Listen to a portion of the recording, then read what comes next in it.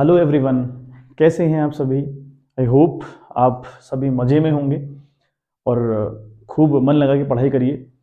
तो चलिए 11th की सीरीज़ का आगाज़ हम लोग अगर करें तो हम डिस्कस कर रहे थे अबाउट दी जनरल एंट्रीज, है ना। कुछ बेसिक सी बातें हमने इससे पहले वाली वीडियो में सीखी थी कि कुछ गोल्डन रूल रहते हैं अकाउंट्स में डेबिट और क्रेडिट करने के, उन पर हमने चर्चा की थी। अब डेबिट क्रेडिट करने के कई और मेथड्स भी होते हैं, है ना। तो ये जो मेथड मैंने आपको बताया, it was the traditional method, सबसे पुराना मेथड कह लीजिए इसको, सबसे पुराना मेथड है और बहुत गोल्डन टेक्निक है सीखने की। एंट्री को करने की कुछ और भी टेक्निक्स होती हैं, कुछ और भी मेथड्स रहते हैं, बट हमने उन पर चर्चा नहीं करी। हमने सिर्फ इस मेथड पर चर्चा करी और ये मेथड मैं ऐसा समझता हूँ कि बहुत बढ़िया मेथड है। तो चलिए स्टार्ट किया जाए। तो हमने देखा था कि भाई जो अकाउंट्स थी वो तीन टाइप के अकाउंट्स थी, जो डिवीजन किया गया था अकाउंट्स का वो तीन पार्ट में किया गया था। एक पार्ट हमारा था रियल अकाउंट, दूसरा था हमारा पर्सनल अकाउंट, थर्ड था हमारा नॉमिनल अकाउंट। ये तीन अकाउंट हमारे पास थे। उन अकाउंट्स के अंदर हम बात करें तो हमने कहा था कि रियल अकाउंट वो अकाउंट हैं जो दुनिया में रियलिटी में हैं, उनका वास्तव में इस दुनिया में वजूद है, वो रियल अकाउंट के अंदर आए थे। फिर हमने कहा था कि पर्सनल अकाउंट की अगर हम बात करेंगे तो पर्सनल अकाउंट क्या होगा।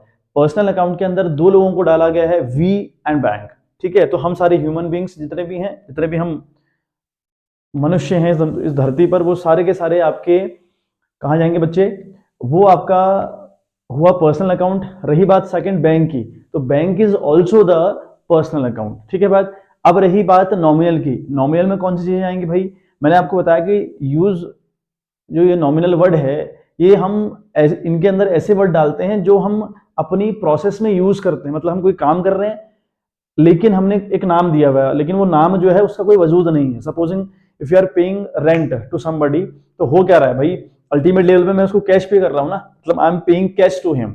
अब कैश दे रहा हूँ लेकिन एक महीने रहना, उसके बदले कैश देना, उसका नाम रेंट रखा हुआ है। तो ये कुछ नॉमिनल टर्म थे जो प्रोसेस के नाम थे, जितने भी नाम दुनिया भर में हैं जो कि एक प्रोसेस का नाम है, उन पर हमने चर्चा की थी कि ये सब दुनिया भर में जितने भी प्रोसेस के नाम है, ये सब के सब क्या रहेंगे बच्चों, ये आपका नॉमिनल अकाउंट रहेंगे। इतनी बात आई होप क्लियर हो। तो वहां तक की भी जो वीडियो है आपने अच्छे से समझी होनी, मतलब वो अगर आपको नहीं समझ में आ रखी है या आपने देखी नहीं है तो फिर ये चीज समझ में नहीं आएगी। तो मेरी रिक्वेस्ट है आपसे कि इससे पहले की जो वीडियो है जनरल एंट्री के ऊपर जो मैंने डाला है, उसका थंबनेल है basic general entries for class 11, तो वो उसको आप देख लीजिए पहले, फिर इस वीडियो पे हम आए तो ज़्यादा बेटर है। चलिए स्टार्ट करते हैं एंट्री के फॉर्मेट के ऊपर कि इसका फॉर्मेट किस तरीके का फॉर्मेट होता है, कैसे इसको रिकॉर्ड करने का तरीका हुआ।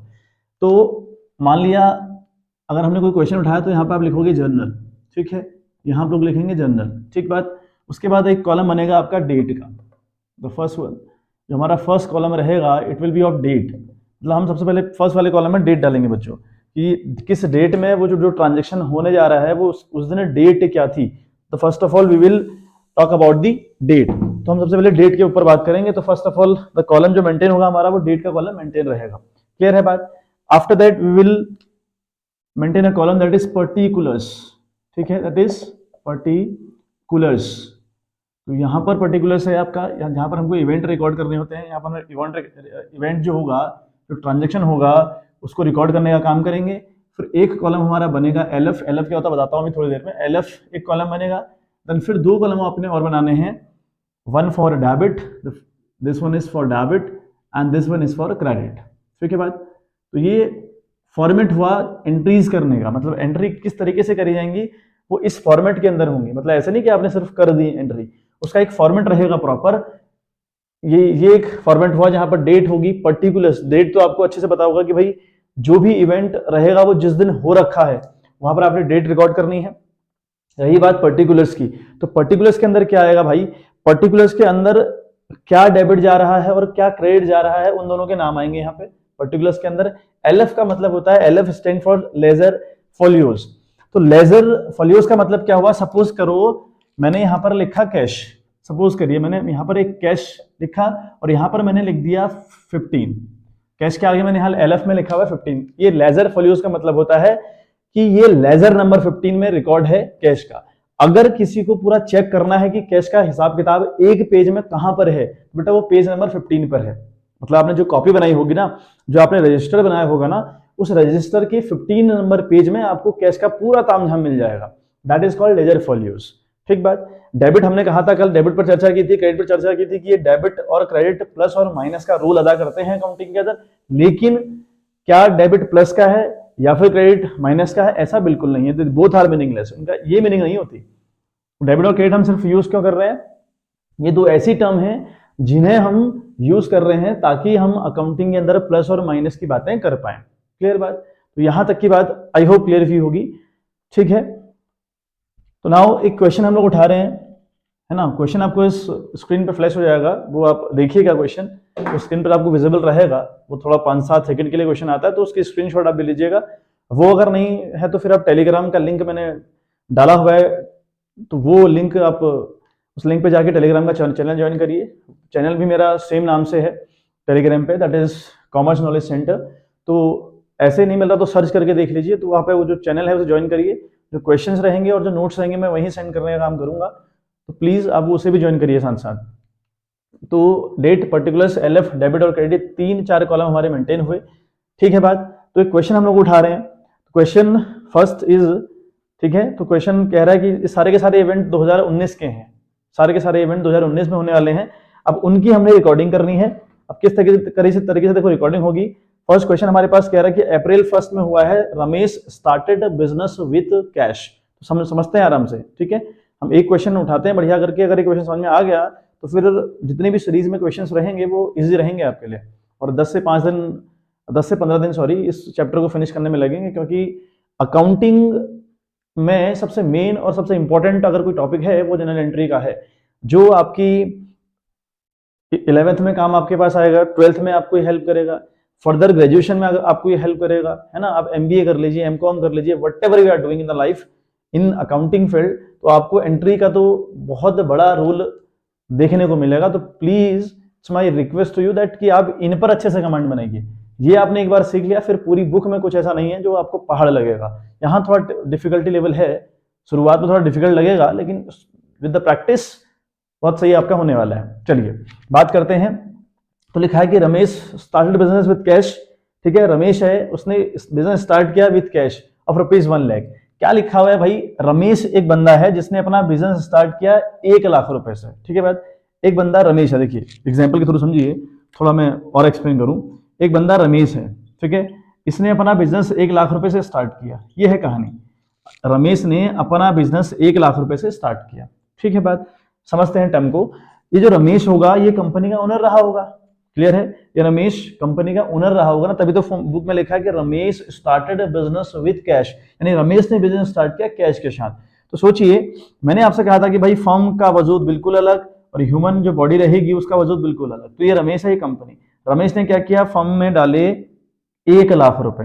ठीक बात, फर्म में डाले 1 लाख रुपए, और 1 लाख रुपए जो इसने फर्म में डाले वो फर्म के लिए बेटा कैपिटल होती है। मैंने ये पहले ही टर्म बताई थी कि ये if owner is investing in the business, whether it is cash or whether it is stock, whether it is assets, whatever it is, है ना, it will be called capital। तो जो मालिक फर्म के अंदर डालता है वो कैपिटल कहलाती है। तो ये जो 1 लाख रुपए फर्म के लिए कैपिटल है। ठीक बात। तो यहां पर क्या होता है, Ramesh started business with cash. ठीक बात।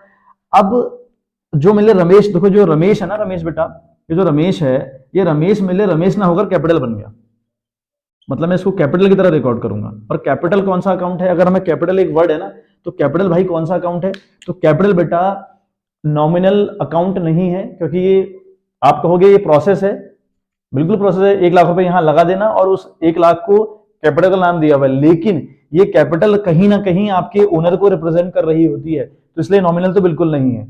पहले पहचानना है कि नॉमिनल है कि पर्सनल है कि रियल है। तो मैं कह रहा हूं कि अगर इसने 1 लाख रुपए यहां डाले तो उसको हमने कह दिया कैपिटल, लेकिन ये कैपिटल कहीं ना कहीं इस रमेश को रिप्रेजेंट कर रही है। अब अगर रमेश को रिप्रेजेंट कर रही है तो जो कैपिटल वर्ड है बेटा ये पर्सनल अकाउंट है। ये जो कैपिटल वर्ड है ये पर्सनल के अंदर आता है, तो इसको हम पर्सनल की तरह ट्रीट करेंगे। दूसरी बात, एक वर्ड आया कैपिटल, और कैपिटल भाई जो कैपिटल वर्ड आया ये है कौन? रमेश है। एक हमारे पास कैश आया, समझिएगा आराम से, एक हमारे पास कैश है, आया कि नहीं आया भाई? 1 लाख रुपए हम रिसीव भी तो कर रहे हैं, तो हमारे पास कैश आया, किस फॉर्म में आया भाई? कैश आया किसने दिया? कैपिटल ने दिया। किस फॉर्म में आया? कैपिटल के फॉर्म में आया। नियम देखिए, कैश जो अकाउंट है वो रियल अकाउंट है ना, जिनका दुनिया में वजूद है वो रियल अकाउंट है। रियल का नियम था what comes in what goes out, what comes in goes to debit side, यानी जो आ रहा है उसको डेबिट करिए। तो हमारे पास एंट्री करने का तरीका 2019 की सारी बातें हैं, अप्रैल 1 की बात हो रही है, ठीक, इस तरीके से हमें रिकॉर्ड करना है। तो पहले आपके पास हुआ cash account debit, first of all cash account debit, यहां अंदर डीआर लिखिएगा। डेबिट थोड़ा सा हट के मैंने कहा था कि टू करिएगा, अब टू क्या है ना, तो कैश मेरे पास आया, और ये जो कैपिटल है, कैपिटल रमेश है, कैपिटल और रमेश में कोई अंतर नहीं है, कैपिटल रमेश को रिप्रेजेंट कर रही है, और रमेश और capital they both are goes under the personal account. Personal का नियम था the receiver always goes to debit, जो रिसीव करेगा वो डेबिट जाएगा। रिसीव कर रही है फर्म, फर्म खुद का नाम बार बार नहीं लिखती, याद रखिएगा इस बात को, ठीक है। And the giver is Ramesh, Ramesh का मतलब capital, the giver is capital, तो यहां पर एंट्री क्या जाएगी, कैश टू कैपिटल। बिजनेस की पहली एंट्री बेटा कैश टू कैपिटल होती है, cash to capital account. Credit यहां लिखने की बिल्कुल जरूरत नहीं है, आपने टू लिखा है तो टू का मतलब क्रेडिट ही होता है। आप कैश अकाउंट लिखेंगे, जो डेबिट वाला हेड रहेगा उस डेबिट को यहां शो करेंगे, लेकिन टू अगर आपने थोड़ा सा हटके लिखा है तो ये टू आपका ऑटोमेटिकली क्रेडिट को रिप्रेजेंट कर रहा है, no need to write down credit here, correct. Now capital account भाई कितने की थी, 1 लाख रुपए की, तो यहाँ डेबिट साइड लिखा 1 लाख रुपए, और नीचे ठीक इसी के सामने 1 लाख रुपए लिख दिया क्रेडिट साइड में, ठीक है बात। अब बात आती है इसके नीचे एक लिखनी पड़ती है narration, that is called narration, मतलब ये जो इवेंट हुआ है ना, ये क्या हुआ है, ये हुआ क्या है, तो आपने उसके नीचे लिखना है कि भाई कैपिटल लगाई है, बिजनेस स्टार्ट हुआ है, इस तरीके की एक बात आपको लिखनी पड़ेगी, that will be called narration. ये हर एंट्री के नीचे आपको लिखना पड़ता है, ठीक है। शुरुआत में थोड़ा आपको डिफिकल्ट लगेगा, स्टार्टिंग करते रहिए, प्रैक्टिस करते रहिए, है ना, तो सीख कर ऊपर से कोई नहीं आता, विद द प्रैक्टिस सबको चीजें आ जाती हैं। कोई बहुत बड़ा रॉकेट नहीं है कि रॉकेट साइंस नहीं है भाई आपको आएगा ही नहीं, ऐसा बिल्कुल नहीं है। थोड़ा पेशेंस के साथ आप करते जाइए, मेहनत करते जाइए, प्रैक्टिस करिए, और बेटा अकाउंट्स का नाम ही प्रैक्टिस है, आप जितनी प्रैक्टिस करेंगे आपका उतना जो कॉन्सेप्चुअल जो आपके कॉन्सेप्ट हैं वो उतने क्लियर होते जाएंगे, और फिर आपका जो एंट्री करने का तरीका होगा या किसी भी अकाउंट को मेंटेन करने का तरीका होगा वो डे बाय डे इंप्रूव होगा, नो डाउट। चलिए इसके नीचे नरेशन हम लोग लिख रहे हैं, नरेशन में कहेंगे एक वर्ड आएगा being, which is very common, हर जगह ये बीइंग तो लिखना ही लिखना है। बीइंग क्या लिखेंगे आप, बिजनेस, बिजनेस को स्टार्ट किया गया, बिजनेस स्टार्टेड, ठीक है, लिखेंगे आप बिजनेस स्टार्टेड विद कैश, मतलब कैश के साथ बेटा बिजनेस स्टार्ट हुआ है, इस तरीके से आपने नरेशन लिखनी है। इट इज कॉल्ड नरेशन, है, नरेट कर रहे हैं आप। क्यों नरेट कर रहे हैं, ये नरेट हम इसलिए करते हैं ताकि जो बंदा नॉन कॉमर्स वाला हो, है ना, अगर माना कोई कॉमर्स वाला नहीं है, उसने पढ़ा कि कैश टू कैपिटल लिखा है, भाई उसको तो मतलब समझ में आने वाला नहीं है, तो अगर वो ये पढ़ेगा ना being business started with cash, समझ में आ जाएगा, अच्छा बिजनेस स्टार्ट हुआ है कैश के साथ, तभी ऐसी एंट्री गई है, ठीक है बात। तो ये एक तरीका हुआ चीजों को रिप्रेजेंट करने का, है ना। हम भाई अकाउंटिंग इज एन आर्ट बोल रहे थे कि अकाउंट भाई आर्ट है, और आर्ट यही है, ठीक है बात। चलिए आई होप पहला जो ट्रांजेक्शन था वो समझ आया हो आपको। सेकंड हमारे पास ट्रांजेक्शन है पेड इनटू बैंक रुपीज 20,000, समझिएगा आराम से, ठीक है। बहुत प्यारे से क्वेश्चन हम लोग करने वाले हैं, थोड़ा वीडियो शायद लेंदी रहेगी, अदरवाइज 30 to 25 मिनट में ये फिनिश मैं करने की कोशिश करूंगा, अदरवाइज थोड़ा अगर लंबी हो भी जाए तो आप पूरी वीडियो को सही अच्छे से देखिए, और एक क्वेश्चन आपको समझ में आ गया ना बेटा, तो फिर आपको चीजें समझ में आने लगेंगी। चलिए तो क्या है बात, कह रहा है कि cash deposit into bank of rupees 20,000, मतलब हमने बैंक में, एक बैंक है देखो, उस बैंक में 20,000 रुपए क्या किए बच्चों, हमने 20,000 रुपए यहाँ डिपॉजिट किए, ठीक है, लिखा है deposited rupees 20,000 into the bank, हमने बैंक में 20,000 रुपए जमा किए। अब हमने मतलब फर्म ने क्या करा, 20,000 रुपए जमा किए, कहां बेटा, बैंक में। देखो दो लोग इन्वॉल्व हैं, एक तो बैंक इन्वॉल्व है, एक ये कैश इन्वॉल्व है, मतलब ये कैश है ना हमारा 20,000 रुपए, तो एक 20,000 रुपए इन्वॉल्व है, यानी कैश इन्वॉल्व है, और एक बैंक इन्वॉल्व है। कैश हुआ रियल अकाउंट, बैंक हुआ पर्सनल अकाउंट। तो नियम लगाइए, रियल का नियम कहता है what comes in what goes out, what comes in goes to debit side and what goes out goes to credit side. तो यहां पर कैश आया नहीं है, जब हम बैंक में डिपॉजिट करने गए तो मैंने बैंक को पैसा दिया, मेरे पास से पैसा चला गया, मैं मतलब कंपनी, तो मेरे पास से पैसा चला गया, तो व्हाट गोज आउट हुआ, तो ये कैश हो जाएगा गुरु क्रेडिट। रही बात बैंक है पर्सनल अकाउंट, नियम कहता है the receiver always goes to debit and the giver always goes to credit, तो रिसीवर हुआ बैंक, तो bank will goes to debit side. तो हम एंट्री करेंगे, ठीक है, यहाँ पे डेट डालते जाइए, अप्रैल 3rd 4th 5th जो भी हो, यहाँ पे अप्रैल 3rd है ये, ठीक है। तो यहाँ पे क्या लिखेंगे आप लोग, बैंक ने रिसीव किया, तो हम लिखेंगे बैंक अकाउंट डेबिट, डेबिट अंदर लिखिए, थोड़ा जगह हटके टू, कैश हमारे पास से गया है और कैश रियल अकाउंट है, तो कैश टू साइड जाएगा, यानी क्रेडिट साइड जाएगा टू कैश अकाउंट, ठीक है बात। It will become 20,000 in debit side, 20,000 in credit side, ठीक है बात। तो ये हमारा सेकंड ट्रांजेक्शन था। आई होप क्लियर हुआ होगा। फिर बात करें नरेशन की, नरेशन क्या लिखेंगे? नरेशन आएगी बेटा आपकी, ठीक है, मैं कुछ नरेशन आपको लिख दे रहा हूं।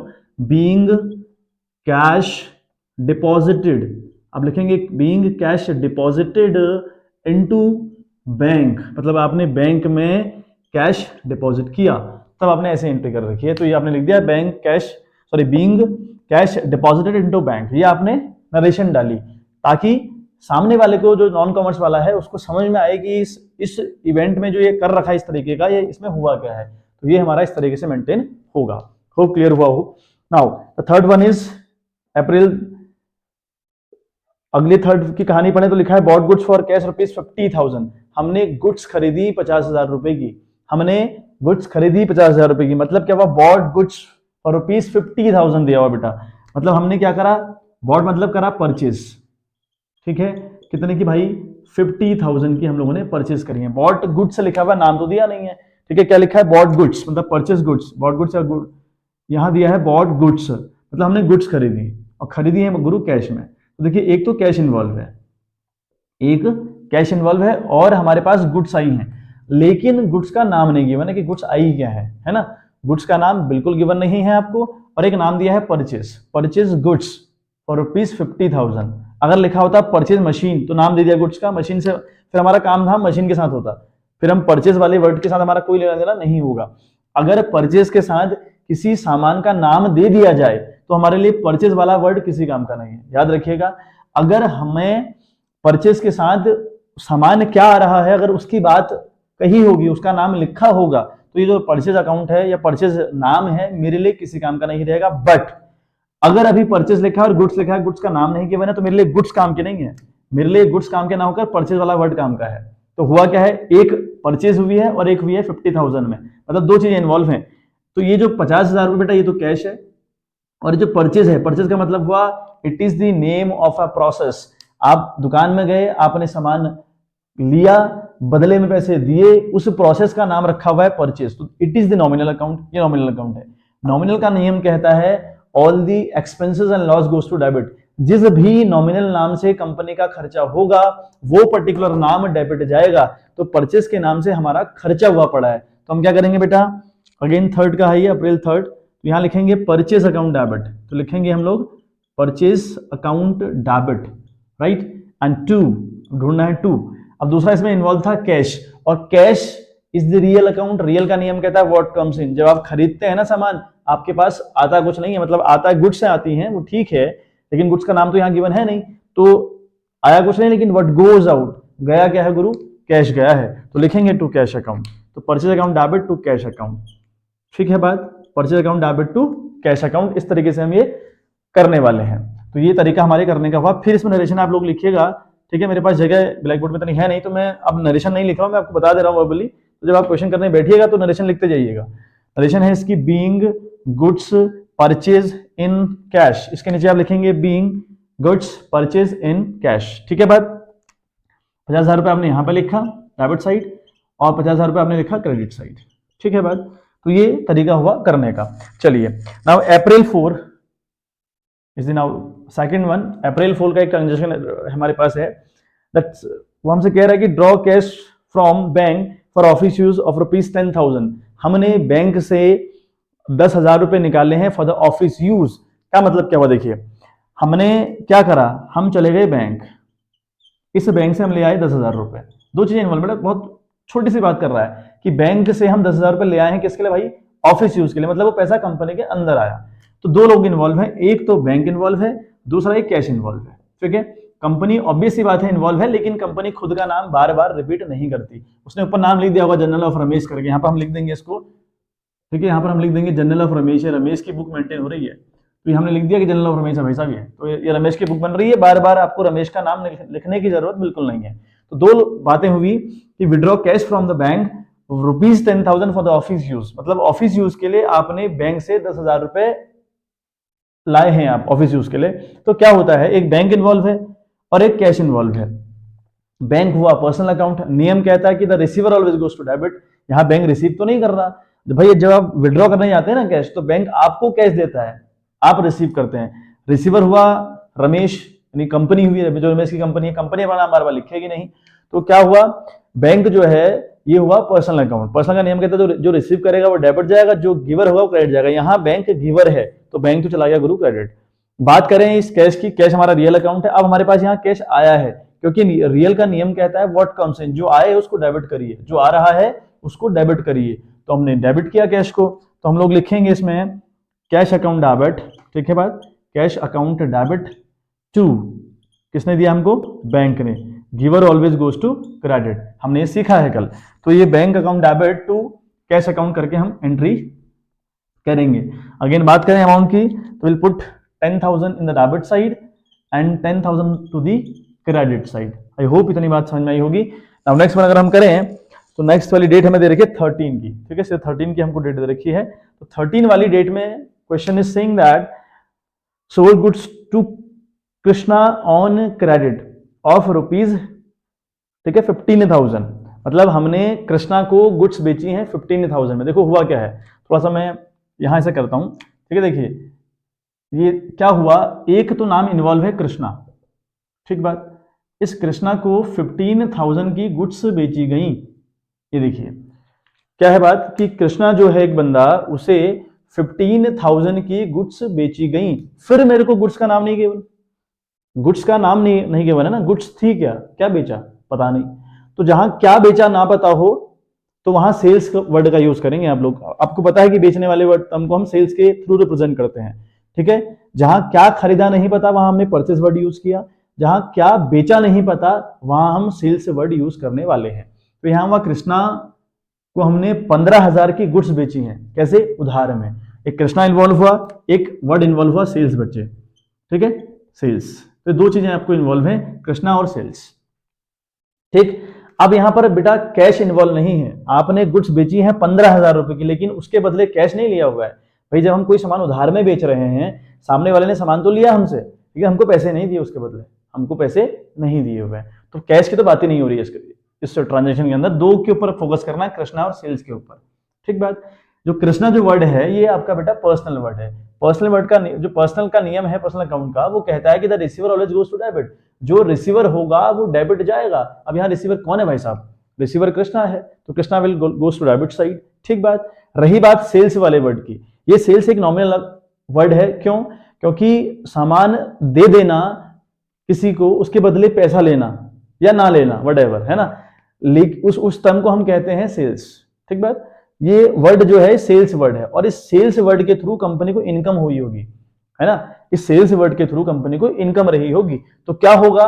कृष्णा इज द रिसीवर, तो Krishna account debit to sales account. ठीक है, एंट्री क्या जाएगी? एंट्री हम करने वाले हैं Krishna account debit with rupees 15,000। तो कृष्णा अकाउंट डेबिट गया विथ रुपीज 15,000 एंड क्रेडिट गया आपका टू सेल्स 15,000। ठीक है, टू सेल्स। ठीक, नरेशन की अगर हम बात करें तो लिखेंगे being goods sold to Krishna in credit. ठीक है, being goods sold to Krishna in credit. हमने कृष्णा को गुड्स बेची हैं, लेकिन बेची बेटा उधार में है। ठीक है बात, आई होप इतनी बात समझ में आई होगी। नाउ 20 वाली एक हमारे पास ट्रांजेक्शन है, उसमें लिखा है bot goods from Shyam on credit. अब हमने गुड्स खरीदी हैं, यहां पर हमने गुड्स खरीदी हैं। ठीक है, किससे भाई? श्याम से। कैसे? उधार। बॉट गुड्स फ्रॉम श्याम लिखा है फॉर रुपीज, ठीक है, for rupees 15,000 in, not sorry, ये आपका है 22,500 सॉरी। तो bot goods from Shyam on credit, ठीक है, bot goods from Shyam on credit 22,500। हमने श्याम से गुड्स खरीदी हैं बेटे। हमने श्याम एक बंदा है जिससे गुड्स खरीदी हैं 25,500 की गुड्स खरीदी हैं इससे हमने। ठीक है बात। दो चीजें बात इन्वॉल्व है, एक श्याम इन्वॉल्व है और एक हमने भाई इससे गुड्स खरीदी हैं। हमने खरीदी है, हमने मतलब कंपनी ने खरीदी है। कितने की भाई? 25,500 की गुड्स खरीदी है। देखिए फिर दो चीजें इन्वॉल्व हुई। अब यहाँ बॉट गुड्स लिखा है या परचेज गुड्स लिखा हुआ है, लेकिन उस गुड्स का नाम गिवन नहीं है। अगर गिवन नहीं है तो हम वर्ड यूज करेंगे परचेज, क्योंकि अभी हम खरीद रहे हैं। तो एक इसमें श्याम इन्वॉल्व हुआ, दूसरा एक वर्ड इन्वॉल्व हुआ बच्चे परचेज। तो एक वर्ड दूसरा इन्वॉल्व हुआ परचेज। ठीक है बात। एक वर्ड तो श्याम इन्वॉल्व हुआ, एक वर्ड हुआ परचेज। ठीक बात। अब जो परचेज वर्ड है ये है नॉमिनल, और नॉमिनल का नियम कहता है कि जिस भी नाम से खर्चा हो वो डेबिट जाएगा, और यहाँ परचेज के नाम से आपका खर्चा हुआ है, तो purchase account debit to Shyam account. ठीक बात। 14th वाली हम एंट्री कर देंगे, that is purchase account debit. Purchase account हमने क्या किया, डेबिट बच्चे 25,500 से। क्लियर है बात। टू, अब हमें टू ढूंढना है, टू का क्या रहेगा। अब जो श्याम है ना, बेचा है श्याम को उधार में, कैश तो इन्वॉल्व है ही नहीं, तो कैश को तो हम छोड़ रहे हैं। यहाँ पर एक बात ऐसे भी याद रख सकते हैं कि जब हम चीजें उधार में करते हैं ना, तो उधार वाले का नाम आता है। जैसे एक दुकानदार है ना बेटे, तो दुकानदार क्या करता है, जब आपको कैश में कोई सामान देता है तो वो आपका नाम नहीं लिखता, लेकिन अगर आप उससे उधार लेकर जाओगे तो वो आपका नाम रिकॉर्ड करेगा। ऐसे ही कंपनी में करती है, अगर आप उधार लेके जाएंगे तो आपका नाम रिकॉर्ड होगा, नहीं अगर नगद लेके अगर नहीं लेके उधार जा रहे हैं आप, फिर आपके नाम से हमें कोई मतलब नहीं, हमारे पास कैश आया उसकी एंट्री करेंगे, हमने सामान क्या बेचा उसकी एंट्री करेंगे। लेकिन यहाँ पे थोड़ा सा अलग मामला हुआ, हमने खरीदा तो है श्याम से, लेकिन उधार में खरीदा, तो उधार में खरीदा मुझे अपनी डायरी में लिखना पड़ेगा ना, मैंने श्याम से उधार लिया हुआ है ना। तो वही कंडीशन यहाँ भी अप्लाई होती है। परचेज अकाउंट डेबिट गया 25,500 से। अब यहाँ श्याम जो है वो पर्सनल अकाउंट है, और पर्सनल का नियम है जो रिसीव करेगा डेबिट जाएगा और जो देगा वो क्रेडिट जाएगा। यहाँ पर गिवर हुआ श्याम, तो हम लिखेंगे टू श्याम अकाउंट। ठीक है बात। यहाँ लिखेंगे to Shyam account will goes to credit side. ठीक है, that is 25,500। Narration again, bought goods from Shyam in credit, लिखेंगे bought goods from Shyam in credit. ठीक है बात, यहां तक की बात हमने करी। चलिए अगला हमारे पास, ठीक है, अगला हमारे पास है रिसीव कैश फ्रॉम कृष्णा। ठीक है, ये क्वेश्चन लिखिएगा, थोड़ा सा मैंने ऊपर नीचे करा हुआ है, बनाया हुआ है खुद से, तो लिखिएगा। अब यहाँ पे एक एंट्री हम कर रहे हैं आखिरी वाली, ठीक है, आज इतना ही करते हैं, तो 15th वाली हम लोग कर रहे हैं, तो मैं इसे ऊपर कर दे रहा हूँ, यहाँ तक आप करिएगा। तो चलिए, तो जो क्वेश्चन हमसे कह रहा है कि ठीक है, हमने रिसीव फ्रॉम कृष्णा रुपीज, ठीक है, 15,000 लिखा हुआ है। तो बात करें अगर हम, तो हमने कृष्णा को सेल करी थी, Krishna account to sales account लिखा था 15 to 15। ठीक है बात। इस बंदे से हमने आज कैश रिसीव कर लिया। अब अगर कैश रिसीव करा होगा, जरा सोच के देखिए, हमारी फर्म के पास कैश आया है ना, तो हमने यहाँ लिखा cash account debit with rupees 15,000। ठीक है बात, क्योंकि कैश आया और कैश रियल अकाउंट है। रियल का नियम क्या है बच्चों, व्हाट कम्स इन, तो जो आया उसको डेबिट करेंगे, तो कैश अकाउंट डेबिट चला गया। रही बात, अब जो कृष्णा है, कृष्णा यहाँ पर गिवर बन गया, मतलब देने वाला बन गया, और जो देने वाला होता है वो जाता है क्रेडिट, तो इसलिए कृष्णा अकाउंट क्रेडिट किया विद रुपीज 15,000। ठीक है बात। तो आज के लिए इतना ही, तो इतनी जो ट्रांजेक्शन है उन्हें आप प्रैक्टिस करिए। From tomorrow we will start the further questions. ठीक है बात, तब तक के लिए आप इतना रिवाइज करिए और बने रहिए मेरे साथ। ठीक है, आप जैसे सपोर्ट दे रहे हैं फिलहाल, थैंक यू वेरी मच, उसी तरीके से आप सपोर्ट बनाइए। तो मिलते हैं आपसे इन द नेक्स्ट वीडियो, तब तक के लिए bye bye, have a good day ahead.